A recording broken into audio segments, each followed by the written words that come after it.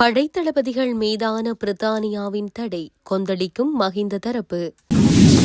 இலங்கையின் சுதந்திர தின எதிர்ப்பு போராட்டம், யாழ்ப்பாண பல்கலை மாணவர்கள் மீது எடுக்கப்படவுள்ள நடவடிக்கை.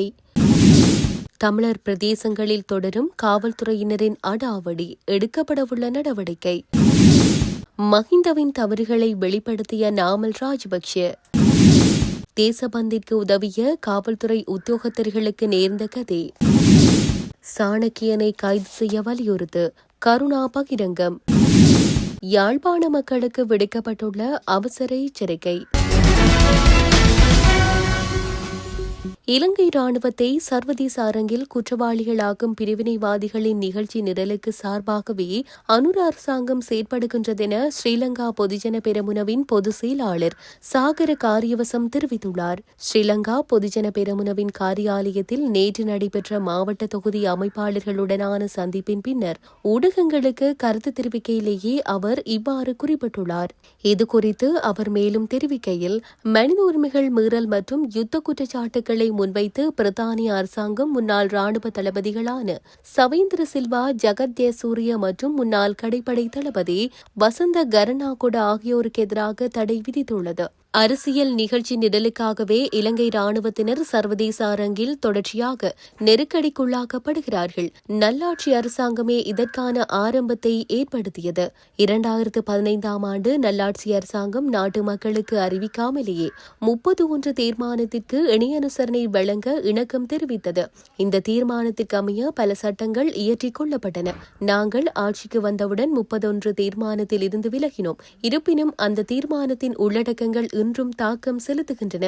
இலங்கையின் ராணுவ பிரதானிகளுக்கு எதிராக பிரித்தானியா தடை விதித்தமை வன்மையாக கண்டிக்கத்தக்கது. பிரித்தானியாவின் ஒருதலைபட்சமான செயற்பாடு தொடர்பில் இலங்கை அரசாங்கம் வலுவான எதிர்ப்பினை வெளிப்படுத்தவில்லை. தடை தீர்மானத்தை நிராகரிப்பதாகவோ அல்லது வன்மையாக கண்டிப்பதாகவோ அறிவிக்கவில்லை. மிதமான போக்கில் அரசாங்கம் ஒரு அறிக்கையை வெளியிட்டுள்ளது.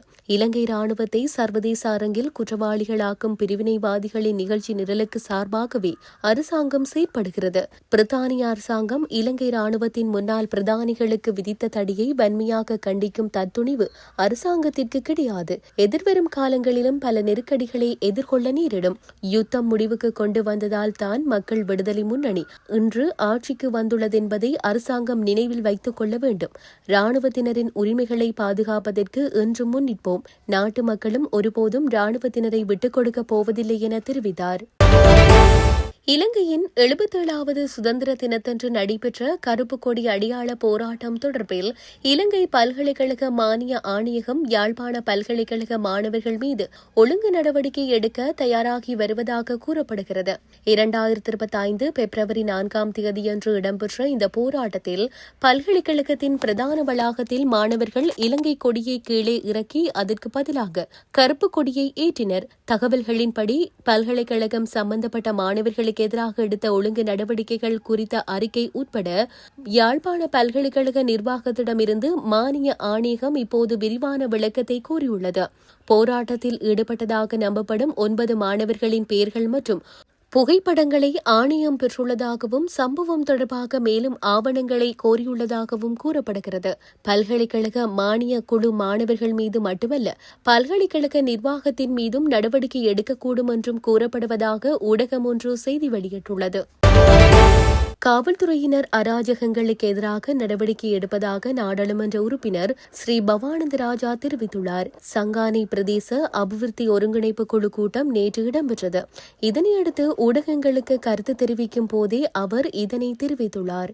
இதன்போது ஊடகவியலாளர்கள் அண்மை காலமாக காவல்துறையினரின் அடாவடிகள் அதிகரித்துள்ளன.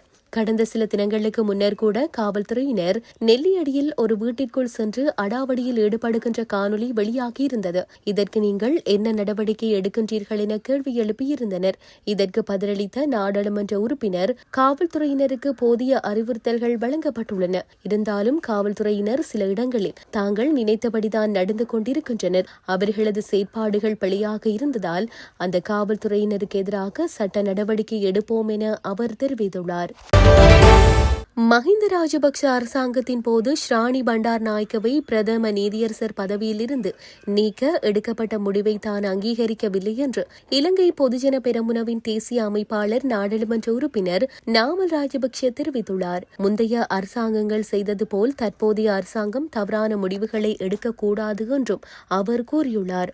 வரலாற்றில் சில அதிகாரிகள் தொடர்பாக எடுக்கப்பட்ட சில அரசியல் முடிவுகள் தவறாக இருந்தன. ஒரு கட்சியாக அந்த தவறான அரசியல் முடிவுகளின் விளைவுகளை நாம் இன்னும் அனுபவித்து வருகிறோம். போலீஸ் மா அதிபருடன் ஏதேனும் பிரச்சினை இருந்தால் அதை அரசியலமைப்பு ரீதியாக கையாள முடியும்.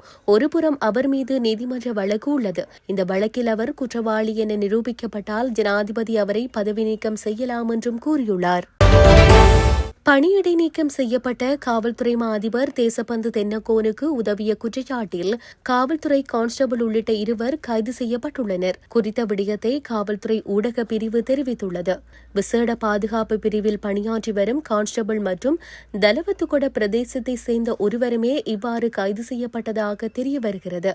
கடந்த பிப்ரவரி 17 முதல் மார்ச் மாதம் 19 வரையான காலப்பகுதியில் தேசபந்து தென்னக்கோன் நீதிமன்றில் முன்னிலையாகாமல் தலைமறைவாக இருப்பதற்காக குறித்த 2 உதவியுள்ளதாக தெரிவிக்கப்படுகிறது. 2023 ஆண்டு வெலிகம பெலனே பகுதியில் உள்ள ஒரு ஹோட்டலுக்கு அருகில் நடந்த துப்பாக்கி சூட்டு சம்பவம் தொடர்பாக கைது செய்ய பிடியாணை பிறப்பிக்கப்பட்டிருந்தது. மேலும் தேசபந்து தென்னக்கோன் 20 நாட்கள் தலைமறைவாக இருந்த நிலையில் மார்ச் 19 நீதிமன்றத்தில் சரணடைந்தமை குறிப்பிடத்தக்கது. யாழ்ப்பாணம் உள்ளிட்ட வடக்கு மாகாணம் மற்றும் மட்டக்களப்பு, திருகோணமலை மாவட்டங்கள் உட்பட நாட்டின் பல பகுதிகளில் அதிக வெப்பம் தொடர்பில் பொதுமக்களுக்கு அவசர எச்சரிக்கை விடுக்கப்பட்டுள்ளது. இது விடயத்தில் பொதுமக்கள் அவதானமாக செயற்பட வேண்டும் என்று வானிலை ஆய்வுத்துறை தெரிவித்துள்ளது. குறித்த விடயத்தை வானிலை ஆய்வுத்துறை இன்று வெளியிட்டுள்ள அறிக்கையில் தெரிவித்துள்ளது. சிறப்பு அறிக்கையில் மேலும் குறிப்பிடுகையில், வடக்கு, வடமத்திய, வடமேற்கு, சப்ரஹமுவ மாகாணங்களிலும் திருகோணமலை, மட்டக்களப்பு, கொழும்பு மற்றும் கம்பகா மாவட்டங்களிலும் சில இடங்களில் வெப்ப குறியீடு அல்லது மனித உடலால் உணரப்படும் வெப்பநிலை கவனம் செலுத்த வேண்டிய நிலையை அடைந்துள்ளது. எனவே பொதுமக்கள் போதுமான அளவு தண்ணீர் குடிக்க வேண்டும். முடிந்தவரை நிழலான இடங்களில் ஓய்வெடுக்க வேண்டும். மேலும் வயதானவர்கள் மற்றும் நோய்வாய்ப்பட்டவர்கள் தொடர்பில் கவனம் எடுக்கவும், கடும் உடல் உழைப்பு சார் வேலைகளை குறிக்கவும் வெள்ளை அல்லது வெளிநிற ஆடைகளை அணியுங்கள் என தெரிவிக்கப்பட்டுள்ளது. சிறந்த ஒரு அரசாங்கத்தை முன்னெடுப்பதற்கு ஊழல்வாதிகளை தண்டிக்க வேண்டும் என்றும் அதில் சாணக்கியனும் கைது செய்யப்பட வேண்டும் என்றும் முன்னாள் பிரதி அமைச்சர் விநாயகமூர்த்தி முரளிதரன் தெரிவித்துள்ளார். மட்டக்களப்பில் நேற்று சமகால அரசியல் சம்பந்தமாக ஊடகங்களுக்கு கருத்து தெரிவிக்கும் போதே அவர் மேற்கண்டவாறு கூறியுள்ளார். இது தொடர்பில் அவர் மேலும் தெரிவிக்கையில், இடம்பெறவுள்ள உள்ளூராட்சி தேர்தலில் ஸ்ரீலங்கா முஸ்லிம் காங்கிரஸ் கட்சிக்கும் தமிழரசு கட்சிக்கும் இடையே ஒரு ரகசிய ஒப்பந்தம் உள்ளது. அது இங்குள்ள நாடாளுமன்ற உறுப்பினர்களுக்கு தெரியாது. எனவே கிழக்கு மாகாணத்தை விட்டுக் கொடுக்கின்ற விலை பேசுகின்ற விடயத்தில் பொதுமக்கள் இதனை புரிந்து கொள்ள வேண்டும். தற்போது ஆட்சியில் உள்ள அரசாங்க கட்சியும் ஒரு ஆயுத குழுதான். அவர்களும் விடுதலைக்காக போராடியவர்கள்தான். அதனை அவர்கள் உணர்ந்து கொள்ள வேண்டும். இன்று பழிவாங்கும் அரசியலில் நாடாளுமன்ற உறுப்பினர்களை கைது செய்வதென்பது ஏற்றுக்கொள்ள இயலாத விடயம். இருப்பினும் சிறந்த ஒரு அரசாங்கத்தை முன்னெடுப்பதற்கு ஊழல் ஒழிக்கப்படுவதற்கு இவ்வாறானவர்களை தண்டிக்க வேண்டும். இவ்வாறான ஊழல் செய்வதில் சாணக்கியனும் முக்கியமானவர். அவரும் கைது செய்யப்பட வேண்டும்.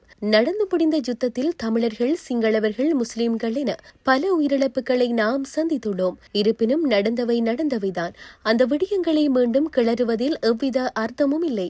இனங்களுக்கிடையே முரண்பாடுகள் தான் தோற்றுவிக்கப்படும். வருகின்ற சந்ததிக்காக ஒரு புதுயுகத்தை நாம் அமைத்துக் கொடுக்க வேண்டும். பட்டலந்தை வதை முகாம் பற்றி அதற்கான அறிக்கைகள் ஏற்கனவே சமர்ப்பிக்கப்பட்டுள்ளது. ஜேவிபி உறுப்பினர்களும் பல படுகொலைகளை மேற்கொண்டவர்கள்.